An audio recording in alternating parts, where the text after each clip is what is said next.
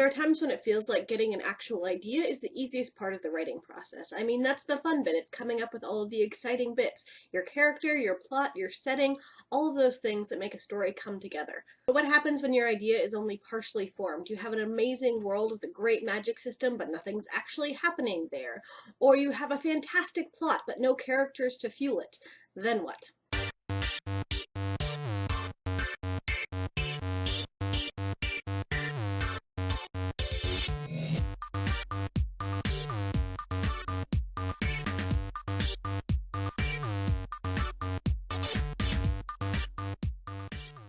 Hey WordNerds, happy Monday. I hope you all had a fantastic weekend. I am recovering from a very small plague, but doing my best to just keep moving forward and getting things done.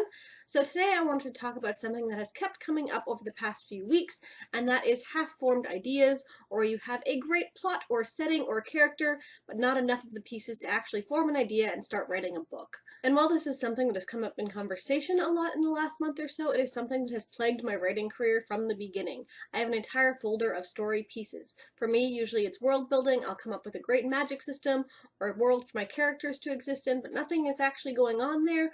Or I'll come up with a plot but don't have any idea on the characters that will exist and move this story forward, and it's troublesome. And when it comes to this kind of stuff, we all have different strengths. Maybe putting together dynamic, fantastic characters is the easy part for you.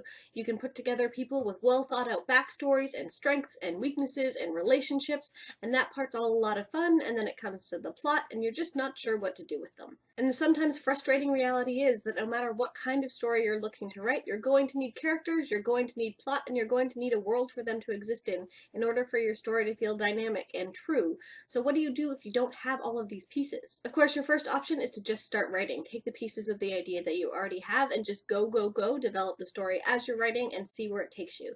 Of course, how naturally this comes to you is going to vary from writer to writer, but I do know a lot of different people have found that this particular approach is how you end up with a big stack of beginnings and not a whole lot of endings. Even if you are generally a pantser, the whole writing process is going to go a lot more smoothly if you do have at least some sense of your main character, where they're from, and what's happening to them before you jump in. So how do you further develop these story ideas? Like I said, one of my favorite approaches is playing mix and match. I have a big folder of story ideas. These are things that have come to me in dreams, random characters, random plots, random worlds, and sometimes I can play puzzle pieces and bring them all together. So save everything. Write down all of your ideas, all of your crazy dreams, because you never know when something you think of is going to be a perfect companion to an idea you had years ago.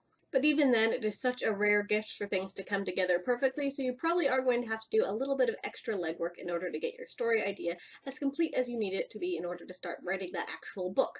So how do you take it that extra step? Well, rumor has it that we writers are creative types, so just play a big game of what if.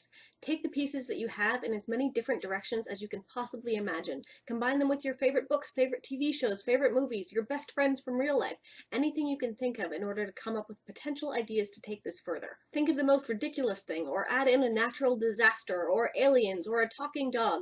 Yes, a lot of these ideas are going to be bad, some of them will be unwritable, or some of them will just be too much like something else that is already out there.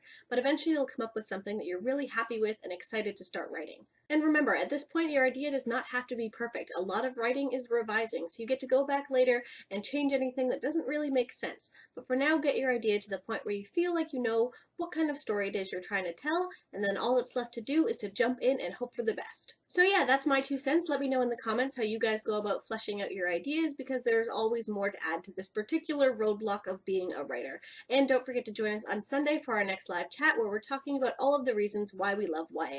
So hopefully we will see you there.